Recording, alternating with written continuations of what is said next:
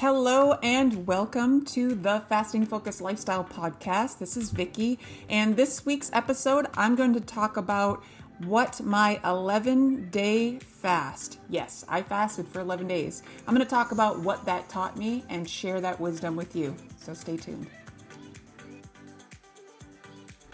Welcome to the Fasting Focused Lifestyle Podcast, where each week I will be discussing all things fasting and how it can become the most valuable tool in your personal toolkit so that you can live a long, healthy, and meaningful life. I'm your host, Vicky Sharon, and thank you for joining me.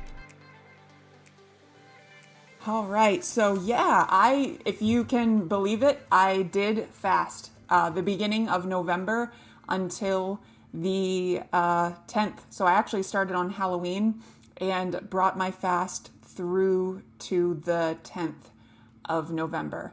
And as a side note, before I get into it, the reason why I decided to fast for that length of time and that time period specifically was because that is the unfortunate anniversary of when I became a widow. And I know from personal experience in my history of emotional eating that in those trying hard moments, I have gone to food. That was my default setting for my life until I found fasting.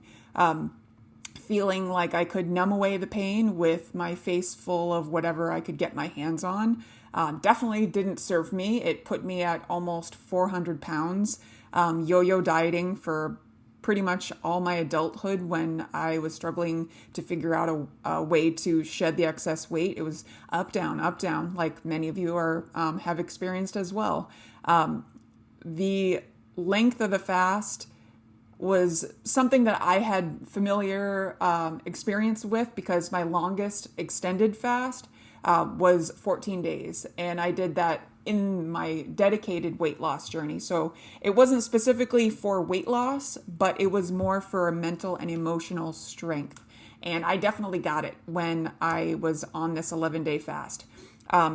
The fast, when I was on this fast, I know personally when I am in this extended fast state, able to have this sense of rejuvenation, of inner strength, of tenacity, of grit, of the realization that I can handle these stressful situations much better than what I was giving myself credit for before.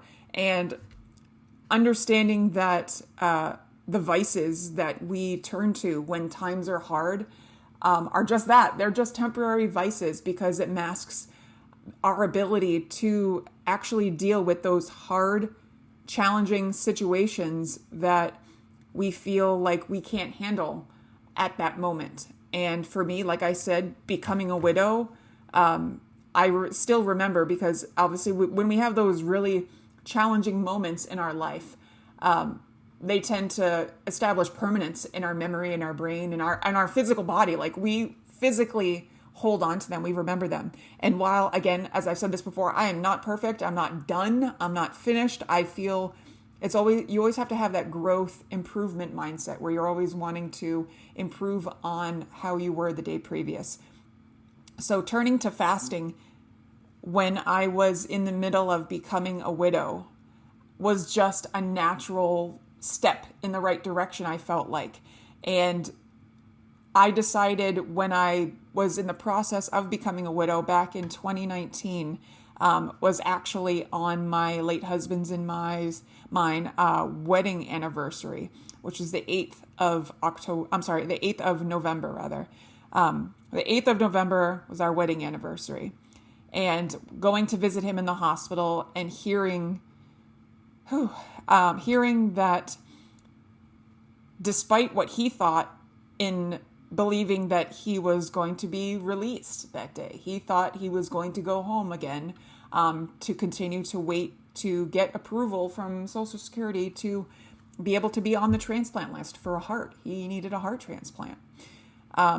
So what started off as a celebratory, hey, I love you, maybe you'll come home soon, day in the hospital, evolved into a nurse pulling me aside and telling me very candidly I don't know how else to tell you this, but to be direct, your husband is dying. And in that moment, as I'm sure you all have seen in the movies, where you see it's either like a silhouette or like a view of a hallway, and the doctor telling the family, maybe one person, maybe multiple people, about the prognosis of the person that they're there for, and to see them physically drop to the floor. That was me. Like, I remember the thoughts in my head. I remember the physical feelings. I remember the environment that I was in. But I also remembered in that moment, I've come so far. Backwards was not an option. And although my emotional eating monster is always going to be in there, I feel like now she's just a quiet little like fleck of dust that I need to keep safe in a little bubble, protected, so that she doesn't get disturbed or tempted to come back out, right? And I've established that hard protective coating, my weird way to describe it, with this fasting lifestyle. And where I was in that time, I knew that despite what people were trying to offer to do to help me, to console me in that moment, as I'm sitting bedside next to my now dying husband, offering to get me all kinds of food. What do you want, Vicky? What do you want? Trying to feed, like honestly, trying to feed me. And I couldn't because that little fleck of dust was, I felt like a little burning ember that if I put any food as a vice to deal with these hard feelings, it would ignite that into a huge, raging, emotional eating monster, dragon, whatever you want to call it. The possibility for it to come back was there. And that was like an inner fight that I wanted. I didn't want her to come back because I needed this present state of mind. I needed to stay here in this moment. I needed to stay strong. I needed to be present, to fully feel and appreciate what little time I had left. Sorry, guys. To appreciate what little time left I had with my husband. To appreciate and show gratitude, show love for him, for myself, for our children. I had to show appreciation that despite everything that was going on, I could pull myself through this. I knew this would be something that I had to continue to push forward through. I had experienced, as many of you already know, I've experienced many losses before this one, with my mom passing away when I was 16. And then, like I mentioned before, my mom's parents, who I lived with for a good while when I first moved to Florida. I've seen and experienced death many, many times, but this one was a little bit different. This, while extremely painful, was something that I knew would not wreck me. It wrecked me, but it would not wreck me in the I'm going to tailspin to where I'm going to be looking at my death, because that was not an option. So I find strength. I find strength in the process of having clear thoughts, clear mindset, empty stomach, most of all. I knew I had incredible strength in me, despite the hard situation, despite what was going on externally, outside my hula hoop of control. I knew I could keep myself calm, in control of this situation, despite what was going on outside of me. I knew that I could pull myself through this. Obviously, we all have hard situations and stressors. But understand that going to coping vices doesn't make it go away. It doesn't make it any easier. In fact, it makes it harder. It makes it harder because, especially if we have those harmful habits that aren't serving us, it's only going to make it harder, right? My 11-day fast that I did this year refreshed my level of strength. Anytime I've gone into even a short extended fast, I realize remind myself really how strong I actually am and how much tougher I was than I thought. And like I said, I'm not perfect. I'm not done. I'm not anywhere to, we all still have growing to do. I feel like I'm still a work in progress because although physically my body weight has reached to where I can easily maintain this, those stressors of life still come up. And coming into November, I knew that I needed to tap back into what has worked for me. And like I've said, fasting does it. Being that deep, extended fast state has this, I'm going to just say it, it has a magical kind of effect on me. And if you've been in an extended fast, you might know what I'm talking about too. It also helped me to put a really big spotlight on habits that I had been doing that didn't serve me. Things that we do each and every day that we feel is just become part of our routine. Now, different parts of your routine are obviously can be good or maybe not so great. But a lot of these habits, unfortunately, have ties to food and our eating habits. But understanding that when you're in this deep, deep extended fast, you tend to prioritize what is around you so that you can remove or make it so that you're not around these things that are going to be triggering you. Because we don't want to allow ourselves to feel like in these moments of stress that we experience every single day, that we always have to reach for advice. Oh, I need to have this. Or, oh, when I go home after having a hard day, I always do this. Or I always have this. I have to have this. Do you really have to have that? Do you really have to have this snack at night? Do you really have to have this second, third drink at night? Do you really have to? Being in a deep extended fast allows you to really challenge what habits, lifestyle that has led you up to that point that maybe has not been working or maybe unintentionally been holding you back. When we see the factors in front of us of what hasn't been working, we can identify them and think about ways that we can adjust, recalibrate, so that it's something that we enjoy and that is going to serve us long term and provide that benefit. I also noticed on my 11-day fast a refresher because the stresses of life happen. I continue now and I just kind of tap back at that whenever I need to.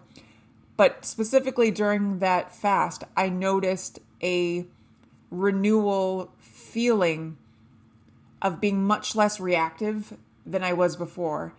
And if you've grown up with parents who tend to be very reactive and tend to have a very short temper, maybe you grew up in a military family like I did. I'm a Navy brat.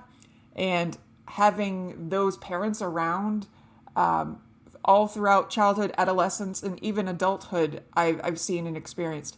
Despite what they think is best, that's what is just standard known for them. And we become a product of that lifestyle. We become a product of our environment. But in this fast, I was able to identify that I needed to slow down. I needed to bring attention much more to the habits that I was doing every single day. And the conscious mind will pay attention to all the bodily signals, the tightness, the soreness.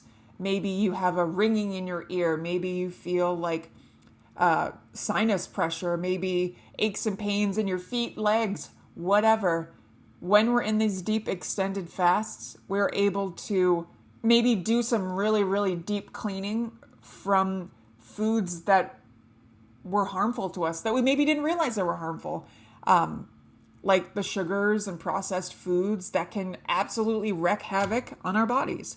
And this 11-day fast reaffirmed what I have been practicing previously with the deep appreciation, respect, and importance held towards the quality of the food that I eat. And while I wasn't eating solid foods for 11 days, I did have, obviously, sparkling water is always my go-to.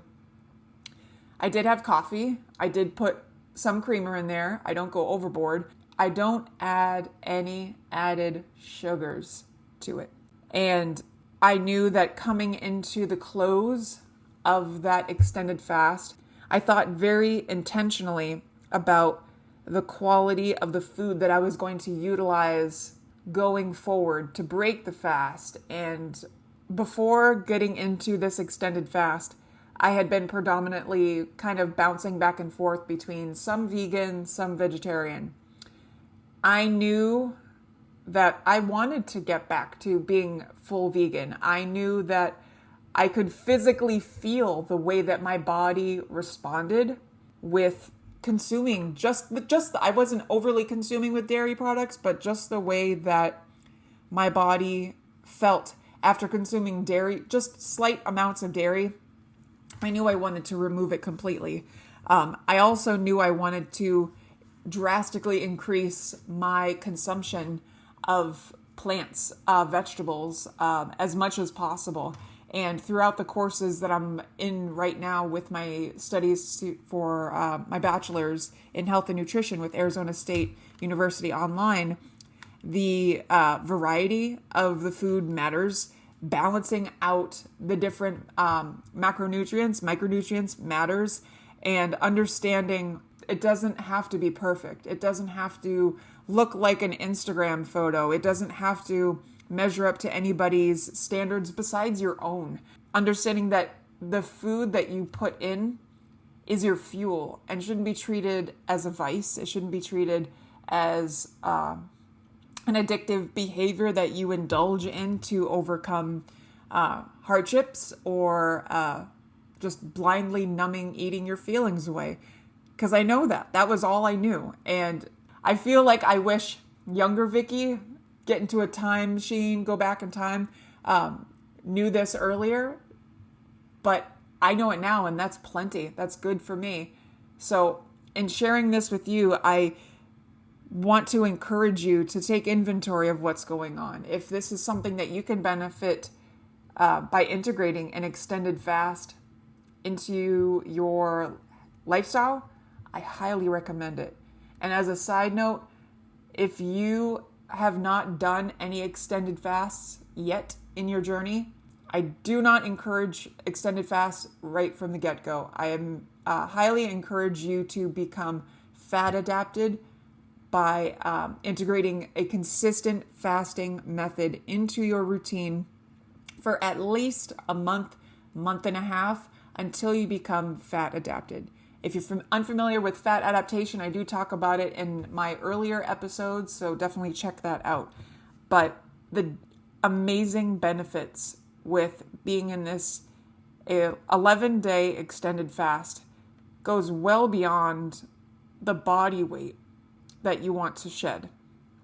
Because if you haven't already, if you're already on a dedicated fasting journey, you will at some point have this aha light bulb moment where you realize, yeah, the weight loss is great, but wow, you will come to realize that you are able to call out, identify, change those harmful behaviors, mindsets that you had previously.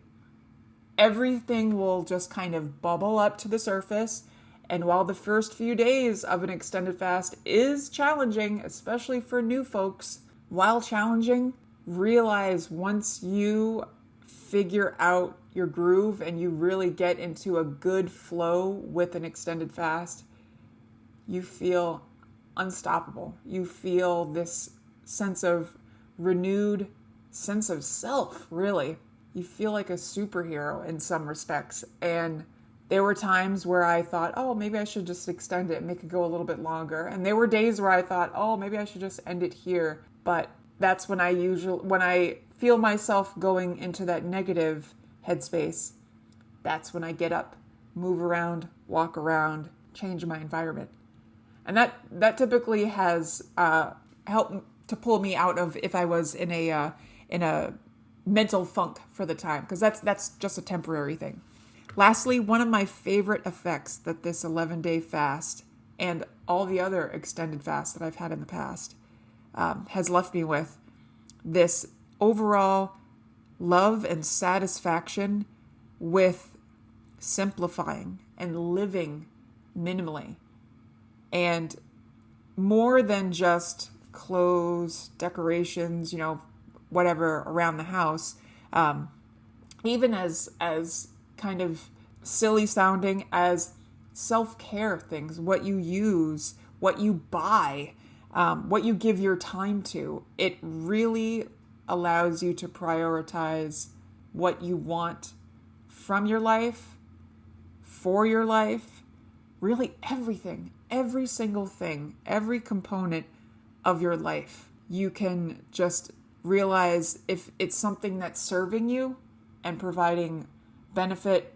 in health, wellness, longevity, lifespan, then obviously something that you want to keep, like fasting, right? But this extended fast, being in an extended fast allows you to put priority in simplifying, blocking out all the noise of life that stresses you out. You find so much joy in being present, being aware of every single moment, every single victory, every single achievement, every single ability that you discover within yourself. It's incredible. It's incredible. It gives you this feeling of inner fire, tenacity to keep on this path and to become strong, such a strong warrior on this journey, so that as you continue, I imagine you listening to this, you're walking down and you have this impenetrable strength about you that whenever the stressors of life come, and they'll come and they're going to keep coming, that you remember that saying that when we were kids, right? I am rubber, you are glue. Whatever you say to me bounces off and sticks to you, or something like that. It can be like that. The stressors of life, let them just ricochet right off of you. When you have your mind and headspace right, you're a force to be reckoned with. And as I've said before, I want this for people. I don't want a global culture of obesity and overeating and high stress and low and short lifespan. It doesn't have to be that way. Wizard of Oz, if you've seen The Wizard of Oz, Glinda, the Good Witch, she reminds Dorothy at the end of the movie, and I'm going to remind you at the end of this podcast as we wrap it up here, you have the power within you. You do. You are stronger than you realize. You can handle much more than you give yourself credit for. I know this is challenging. Anything new is going to be challenging. But I'm telling you, if you practice this lifestyle, if you are interested in working up to an extended fast, take it one day at a time. Like I said, work up to where you're fat adapted and can easily glide right into an extended fast. It's going to be so beautiful of a journey for you. You'll find such love, respect, and appreciation for yourself and what you can overcome and influence within your life. You will be incredibly empowered in this lifestyle. You can. I know you can do it because, as I've said before, I believe in you, even if you don't. If you are in need of supportive coaching with fasting on your journey, I'm here. I care. I've walked the walk and I'm extremely passionate about the talk. My calendar is available on thefastingfocusedlifestyle.com, and I would be more than proud to cheer you on your journey, because you can do this. Until next week, thank you.